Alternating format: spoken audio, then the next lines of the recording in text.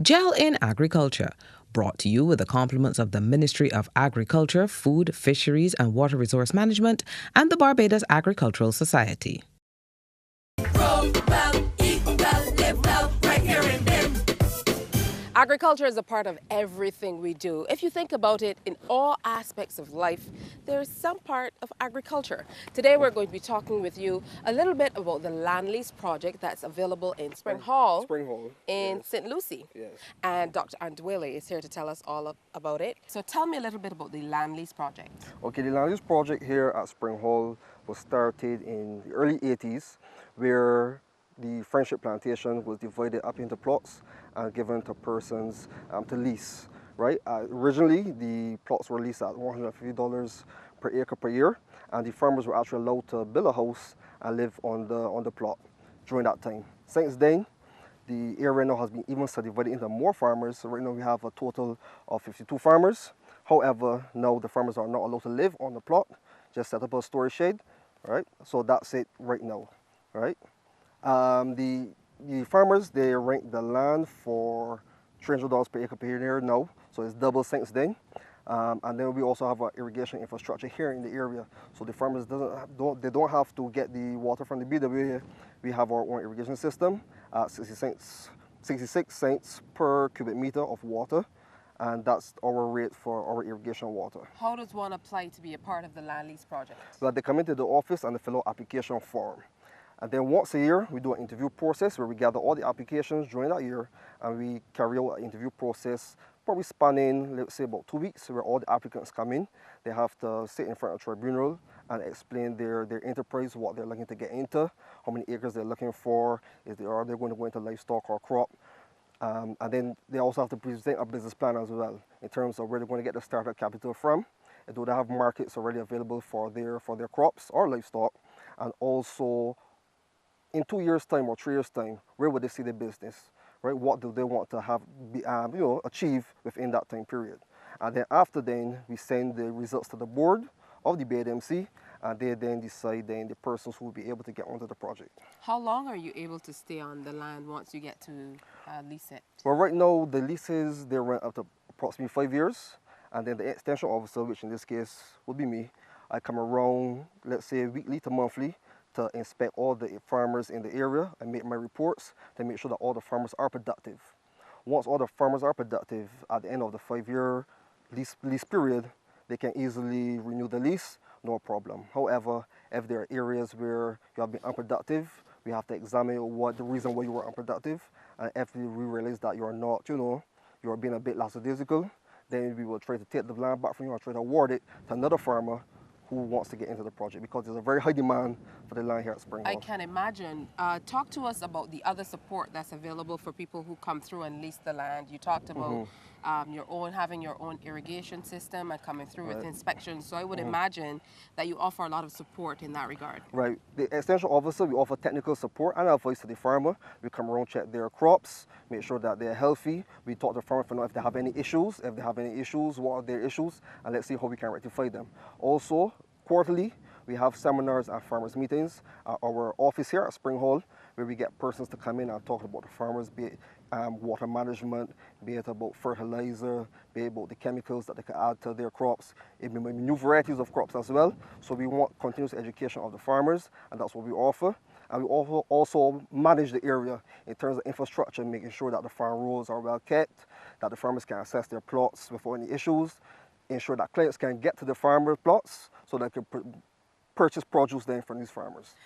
Is there any management in terms of what can be planted if you're going to, for the lack of a better term, farm out the land? Right. Could there be farmers on different plots planting exactly the same thing, or do you manage what's being planted? No, the farmers, they can plant whatever they like.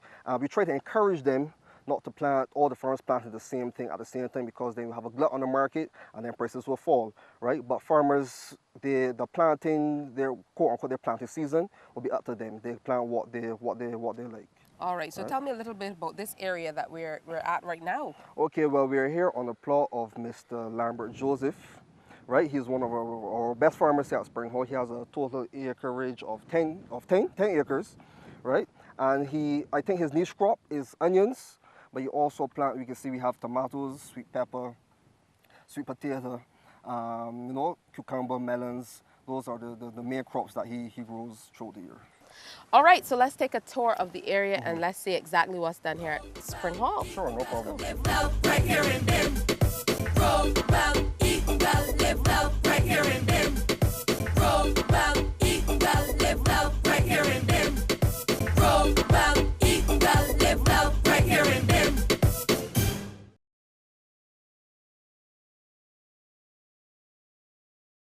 Grow well, eat well, live well, right here in Bim. Grow well, eat well, live well, right here in Bim. Grow well, eat well, live well, right here in Bim.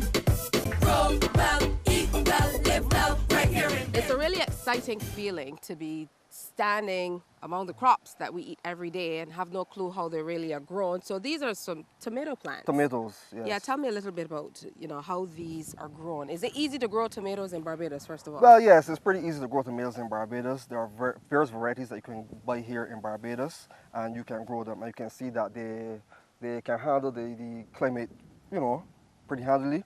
These plants here are approximately 5 months old. I was talking to the farmer. He said that he already had some pickings then for the end of the year, right? And you can see that the plants are still full of the fruit. So he's still, they're still bringing a lot of fruit, and he's still getting a lot of income then from these plants, which are 5 months old. Pretty interesting. Right? Looks like there's a lot that goes in terms of infrastructure, because they're Right. They're bits of steel, Right. and I can see some wire going Yes. through as well. Right, because the stems for the tomato plant are pretty weak. They don't hold up. They're not very turgid like most other plants, so they can fall onto the ground, almost look like vines on the ground. So the farmers then have to put these metal stakes, or you see some wooden stakes in some other plots, and the twine as well to help support the plant so that they can grow more vertically. How long does it take till you get sweet potatoes that are ready for market? For market, 3 months. It usually takes 3 months to get from the time you put the slip into the ground until harvesting date is usually 3 months or 12 weeks. Here we have, let's see, we can call it just under an acre. So you can get probably, let's say, between 12,000 pounds of potato from this plot of land right here. Of Wow. course, then the income then you will get then all depends on the price of potatoes on the market at the time of harvesting. That's Right? Because it can amazing. range from anyway just $1 to probably like say $3 per pound of sweet potato. We have sweet peppers, but you can see they're pretty young, right? These are probably let's say about 2 weeks old, right? Well, these are pretty young plants. He now has to put a lot of input into it to make sure they don't come down with any disease, pests. Put a lot of inputs to make sure that they remain healthy. Is there a method to planting? Are there particular plants that you shouldn't plant next to each other, or that work well next to each other and things like that? Within plants itself, you should always have the adequate or optimal space between each plant so you can get the maximum productivity and the maximum yield, right? Some farmers sometimes plant the plants too close together, right? So that when the plants mature, then they can't really produce or push out the blossoms and the flowers, well, depending on the plant. So then we have a reduction in the yield, right? A lot of farmers think that the more I plant in the bed, the more we get, but it doesn't work like that, right? So you always must farmers must be educated to know the spacing between the plants so you can get maximum potential out of your crop. Now, you said that his real number one thing here were onions. For onions, yes, it's onions. Yeah? Yeah. Talk to me about growing of onions. Onions is a very high value crop. During this time of year, we see a lot of farmers in this area now begin to go into onions. Onions require a lot of water, and that's why a lot of them go into onions or grow onions here at Spring Hall, because we have the access to the irrigation supply. And usually around this time of year as well, I always try to make sure and speak with my irrigation department to make sure that we don't have any outages, because they're pretty delicate and they need a constant supply of water. Okay, we're also seeing some We have some watermelons here coming up watermelons. as well. Good stuff. Yes. Watermelons, of course, they need water as well. And so we have to make sure that they have an ample supply of water, and our irrigation system is up and running to make sure the farmers, they don't lose their crops. And speaking of infrastructure, you also came into this particular area and you put a road in Right. so that farmers can have access to the properties. Right. One of our mandates at the BADMC is to make sure that all the infrastructure at these on the land lease areas, and now we're here at Spring Hall, are adequate for the farmers. So before we had a road that was basically impassable. It was waterlogged for most of the year. So we spent some money and we put a road in, probably is almost like 2,500 feet long, to increase or improve the access to the plots for the farmers and also for the clients of the farmers. So since then, farmers are saying that, persons are able to come to their plots and buy directly from the plots, and therefore their capital or their income and their business have begun to improve and increase since that road was implemented. So every time I come here, or the farmers always thinking, up to now, this road has been in since over a year, and they're always saying, thank you so much for putting this road in, and that's the thing that we want to see more, in the Spring Hall area, and that's what we are going to try to push at the BDMC, trying to improve the infrastructure in the entire area. Live well, right here in them. Grow well, eat well, live well, right here in them. Grow well, eat well, live well, right here in them. Grow well, eat well, live well, right here in them.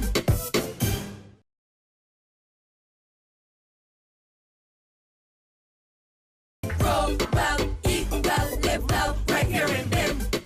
Grow well, eat well, live well, right here in them. Grow well, eat well, live well, right here in them. Grow well, eat well, live well, right here. So, Dr. Andwele, we've been having a few problems with water over the last few months in Barbados. Is that a problem that you've been experiencing here at Spring Hall? Yes, it's a big issue here at Spring Hall. About 2 months ago, we had some persons go into our wells, our irrigation wells, and we realized that the water level was extremely low. Probably, let's say, just about 4 to 5 feet of water were in these wells. So we began to ration the water. Farmers were given water probably just 12 hours a day, and they were given a schedule so they would know when the water would be on.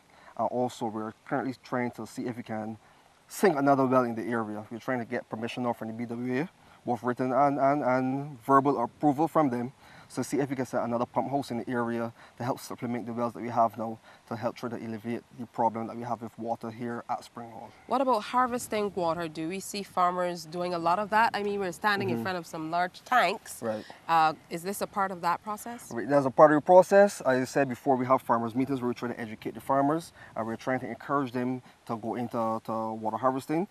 You have the shed on their plot, see if you can set up the infrastructure on the shed so that we get the runoff from the roofs into the tanks, and that will help supplement their water bills and help alleviate our distress and the pressure that we are putting on our irrigation system to help supply all 52 farms in the area. Now, the major question is, everybody's in business to make money. The bottom line is very important. Is this a lucrative business? Is this something that will make somebody a living? Yes, it is. Farming is a very lucrative business, but the word here is business. A lot of persons get into farming as a hobby, and they expect to make a living from just a hobby. However, if you want to be serious about farming, you want to get into farming, you want to make a living from farming, you have to be very committed. It takes a lot of time, a lot of discipline, a lot of research, a lot of education. And once you put that into your business, you can definitely reap rewards in farming, and you can make a very, very good living from agriculture. And not only crops, livestock as well. Live well, right here in them. Grow well, eat well, live well, right here in them. Grow well, eat well, live well. The Spring Hall Land Lease project is made up of about 427 acres with 52 farmers.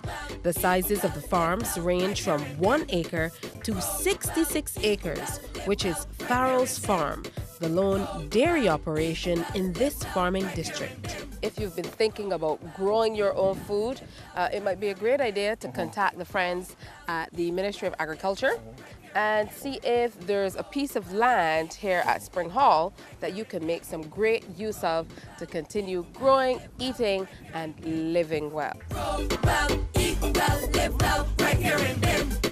Grow well, eat well, live well, right here in them. Grow well, eat well, live well, right here in them. Grow well, eat well, live well, right here in them. Grow well, eat well, live well, right here in them.